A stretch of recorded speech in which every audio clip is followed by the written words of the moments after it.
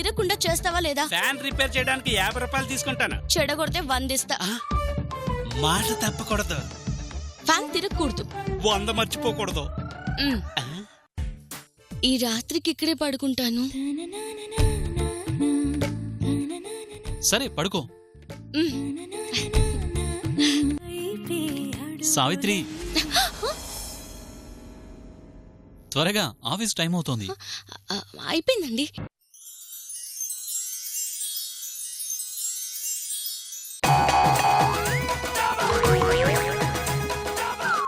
నమస్తే సార్. ఎన్ని గంటలకు ఫోన్ చేశాను? ఎన్ని గంటలకు వస్తున్నావు? ఎన్ని గంటలకు రమ్మన్నా మీ ఇంట్లో పని చిన్నదే కదా సార్. చిన్న పనేంటి? ఫ్యాన్ రిపేర్కి వచ్చింది. రిపేర్ రావాలనే కదా సార్ నన్ను రమ్మంటారా? ఇంతకీ ఏ ఫ్యాన్ తిరగకూడదా? తిరగకూడదేంటి? తెలుసులే సార్, బెడ్రూమ్ లో ఫ్యాన్ తిరగడం లేదు. ఇప్పుడు ఏ ఫ్యాన్ తిరగకూడదా? నువ్వు అసలు ఎలక్ట్రీషియన్ వేనా? అలాంటి అనుమానాలు రాకూడదనే ఆయుధాలతో వస్తాను. ఆ బెడ్రూమ్ లో ఫ్యాన్ తిరగట్లేదు, ఆ పని చూడు. అదేంటి సార్? మేడం గారు,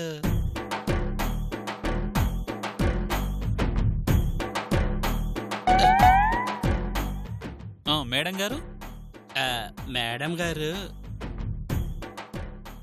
మేడం గారు ఏంటయ్యా? అదే అదే సార్, మేడం గారు.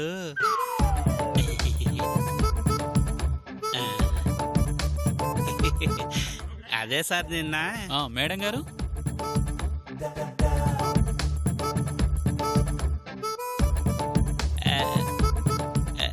నిన్న మేడం గారు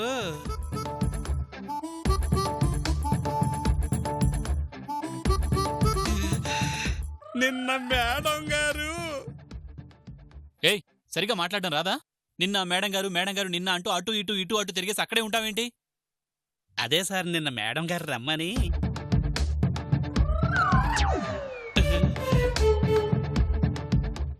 రమ్మని రమ్మని అంటే మేడం గారు నిన్న రమ్మంటే ఈ రోజు వచ్చావా? రాత్రంతా ఫ్యాన్ లేకుండా తను ఎంత ఇబ్బంది పడిందో తెలుసా? అర్జెంటుగా ఫ్యాన్ రిపేర్ చెయ్యి. 5 నిమిషాల్లో రిపేర్ చేసేస్తాను సార్.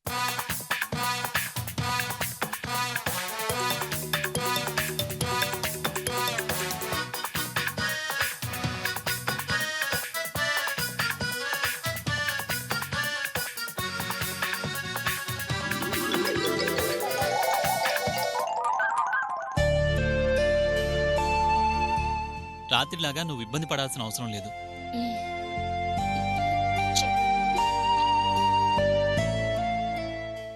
మేడం, డబ్బులు ఎందుకు?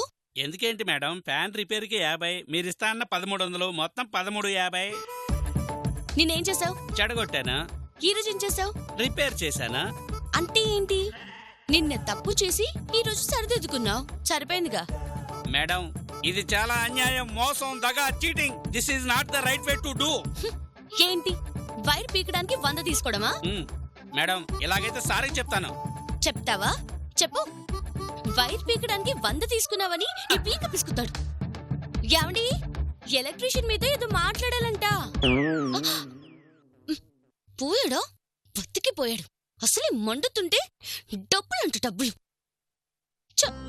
మళ్ళీ మామూలే. నాగది నాగది, మీగది మీగదే.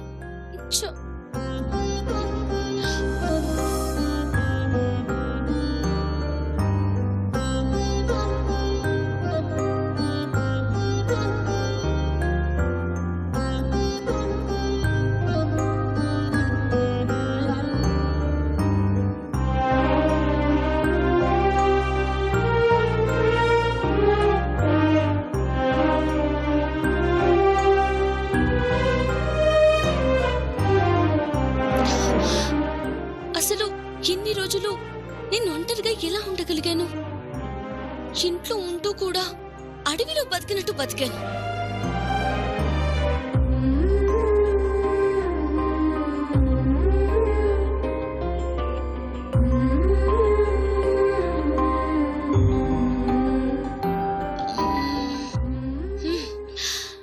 ఒకసారి ఆయనకి ఫోన్ చేసి మాట్లాడితే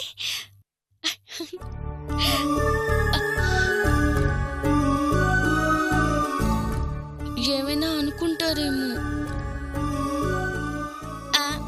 అనుకుంటే అనుకున్నారులే. ఇలా బాధపడ్డం కంటే అలా సంతోషపడ్డమే మంచిది కదా.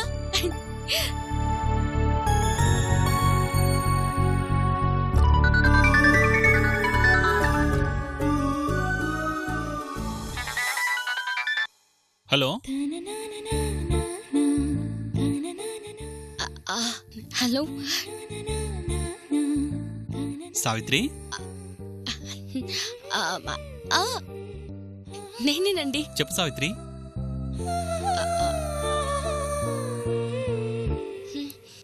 ఫోన్ చేసి మాట్లాడవే, చెప్పు. అది అది భోంచేశారో లేదోనని. ఇంకా లంచ్ టైం అవ్వలేదు కదా. అవ్వలేదా?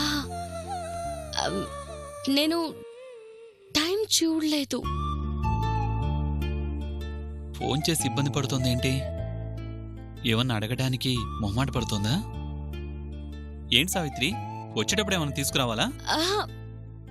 ఏం అవసరం లేదు. తిన్నారో లేదో అని ఫోన్ చేశాను. ఉంటానండి. ఎందుకు చేస్తుంటుందబ్బా?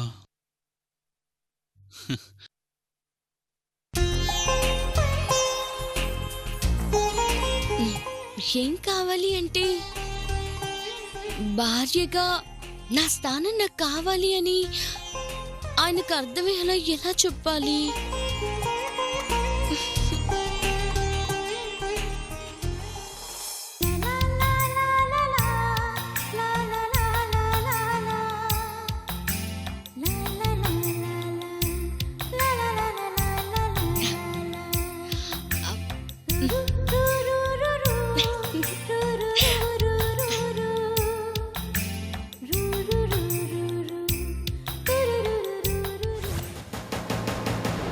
నాకు మల్లెపూలు అంటే ఇష్టం లేదు. ఈరోజు పూలు నీ తల్లో పెట్టాల్సిందే, నువ్వు తల్లో పెట్టించుకోవాల్సిందే. సావిత్రి ప్లీజ్.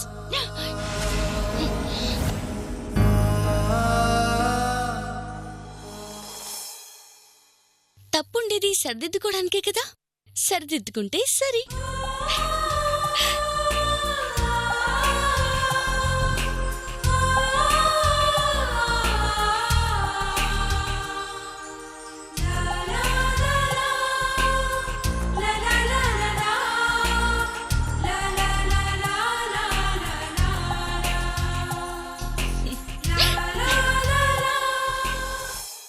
పట్టీలు గల్లు గల్లుమన్నా అవాయన గుండె వరకు చేరలేవు.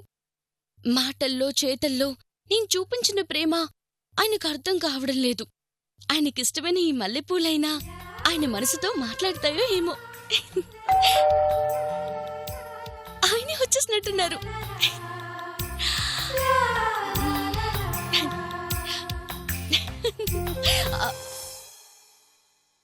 ఏంటా వెళ్ళడం? ఏదో మోడకెళ్ళి కొట్టేసి పారిపోతున్నట్టు.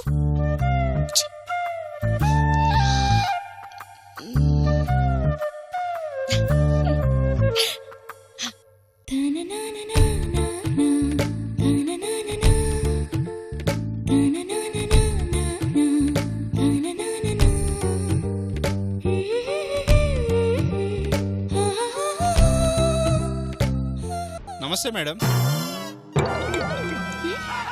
మేడం నమస్తే. నమస్తే. Cable bill madam. కేబుల్ బిల్లా? ఈ టైంలో అంటే రేపిస్తారా మేడం? ఆ తెలివి రాకు ముందుండాలి. వచ్చావుగా, రేపు రమ్మంటే మళ్ళీ పానకల్లో పడుకులా చీటల్లో వస్తావో ఏమో. ఉండు.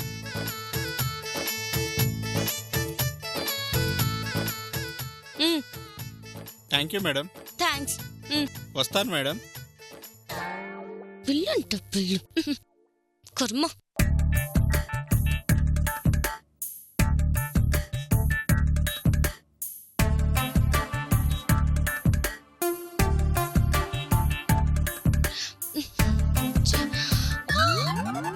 దేవుడా, ఆయన వచ్చేసరికి రంబలా ఉండాలి కానీ ఇలా రాక్షసులా కోపంగా ఉంటే ఎలా?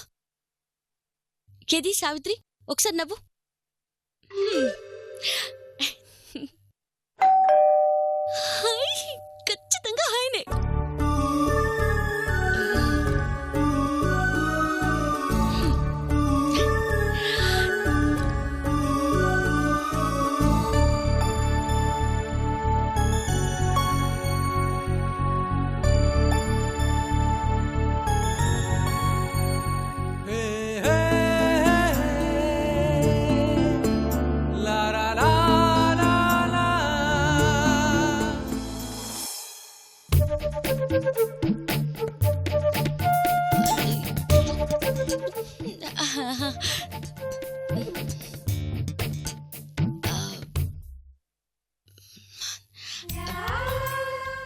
ఏమండి? ఏంటి? ఆ, మంచినీళ్ళు తీసుకొస్తాను. అలాగే.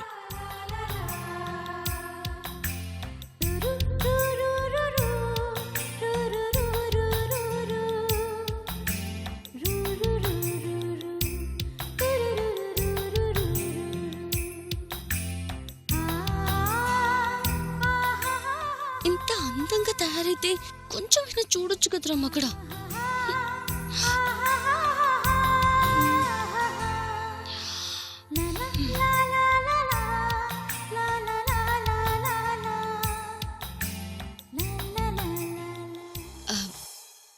ఏమండి? నీళ్ళు.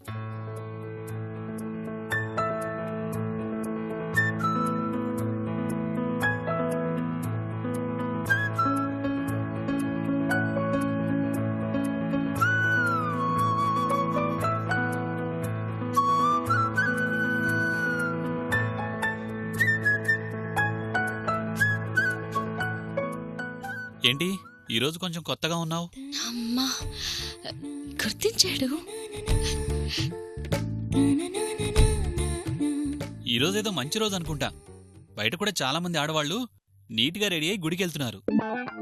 నీట్గా రెడీ అవ్వడానికి అందరికి ఈ రోజు కుదరాలో? సావిత్రి, ఇది తీసుకో. ఏంటిది? త్వరలో మనకి విడాకులు వస్తాయి.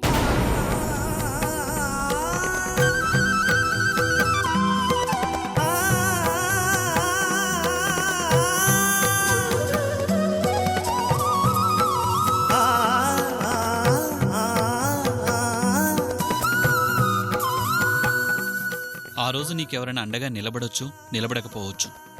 అందుకే నీకు ఎలాంటి ఇబ్బంది రాకుండా ఏర్పాటు చేశాను.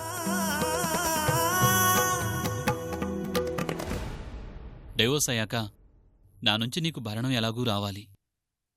దానికి సంబంధించిన డాక్యుమెంట్స్ అన్నీ ఆఫీసులో రెడీ చేయించాను.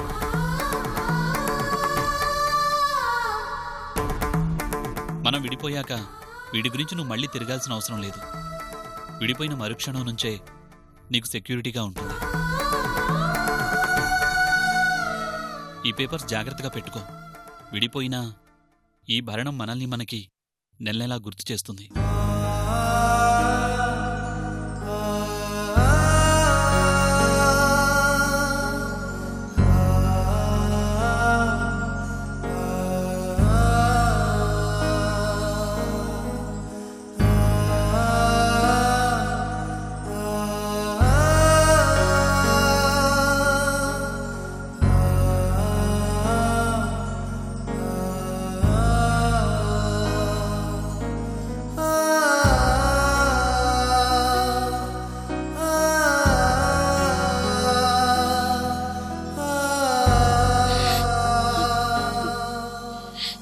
నేను మిమ్మల్ని ఎంతగా బాధ పెట్టాను.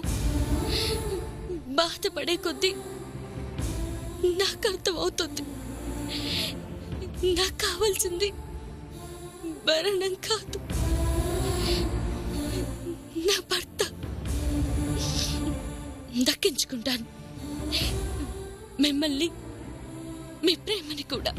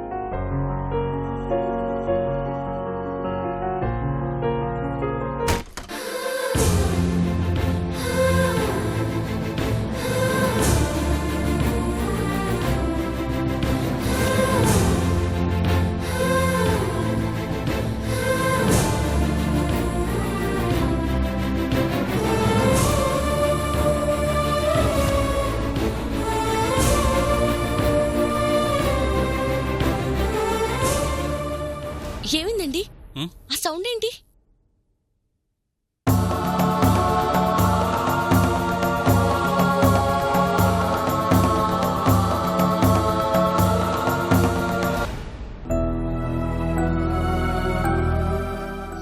జరిగిందండి? ఓ ఇదా, కింద పడి పగిలిపోయింది. పగిలిందని అంత మామూలుగా చెప్తారేంటండి? పగిలింది పనికి మన వస్తువు కాదు, 10 మందిలో బెస్ట్ కపుల్ గా మనకిచ్చిన అవార్డ్. ఎవరైనా బహుమతిగా ఇస్తే చిన్న పెన్ని కూడా జీవితాంతం దాచుకుంటాం. అలాంటిది మనిద్దరికొచ్చిన అరుదైన బహుమతి. దీని ఎంత జాగ్రత్తగా చూసుకోవాలి అనుకుంటే కూడా అందరికీ రాని అవార్డు ఇది. దీని విషయంలో అంత అజాగ్రత్తగా ఎలా ఉన్నారండి? ఎలాగూ విడిపోయే మనకి ఈ అవార్డు రావడమే తప్పు.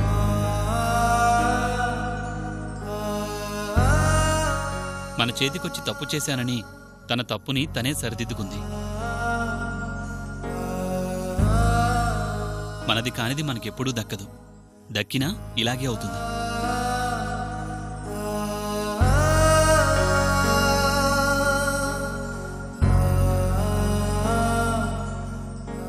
మనది కానిది మనకెప్పుడూ దక్కదు. దక్కినా ఇలాగే అవుతుంది. మనది కానిది మనకెప్పుడూ దక్కదు. దక్కినా ఇలాగే అవుతుంది. మనది కానిది మనకెప్పుడూ దక్కదు. దక్కినా ఇలాగే అవుతుంది.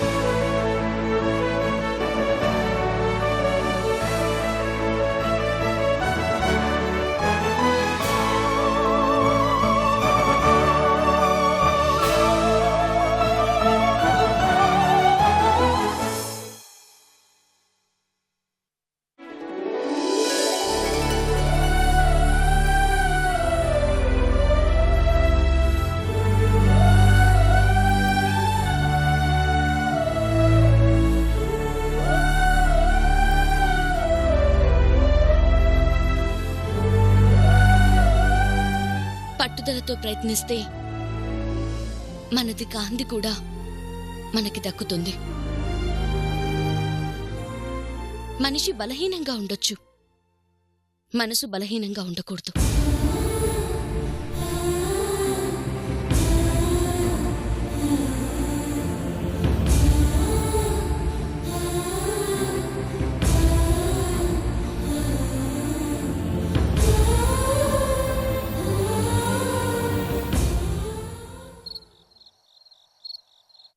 నువ్వాగితే ఫలితం ఉంటుంది అనుకుంటే కుదరలేదు.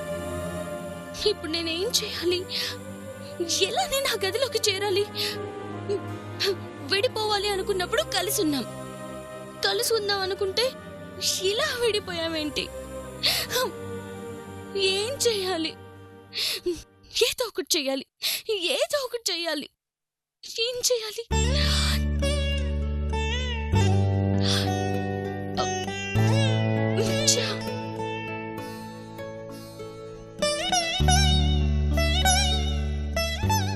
కాస్తాగు, కాళ్ళు నొప్పులు పుడతాయి. వచ్చావా? ఆ రోజు వచ్చావు, ఏదేదో చెప్పావు, మాటలతో మనసుని గిల్లేసి నీ పాటికి నువ్వు వెళ్ళిపోయావు. ఆ నొప్పి ఇప్పటికీ తగ్గలేదు. ఎలా తగ్గుతుంది? ఫ్యాన్లు ఆపేసి ఫీజులు పీకేస్తే తగ్గిపోతుందా? మరి ఆలోచించు సావిత్రి. ఆంజనేయ స్వామి తన బలం తను మర్చిపోయినట్టు నీ బలం నువ్వే మర్చిపోయావా ఏంటి? ఘంటసాలలో ఉన్నప్పుడు నువ్వు ఎలా ఉండేదానివి? ఎలాంటి వాళ్ళనైనా గడగడలాడించేదానివి, అల్లరి చేసేదానివి, ఆట పట్టించేదానివి, చివరికి దొంగలంటే కూడా భయపడేదానివి కాదు. అలాంటి నువ్వు ఈరోజు ఎలా ఉన్నావో అర్థమవుతుందా? కదా కదా కాదు, తర్వాత ఏంటి కదా? ఆలోచించవే. సావిత్రి అంటే ఏంటో చూపించు. ఇప్పుడు చూడు.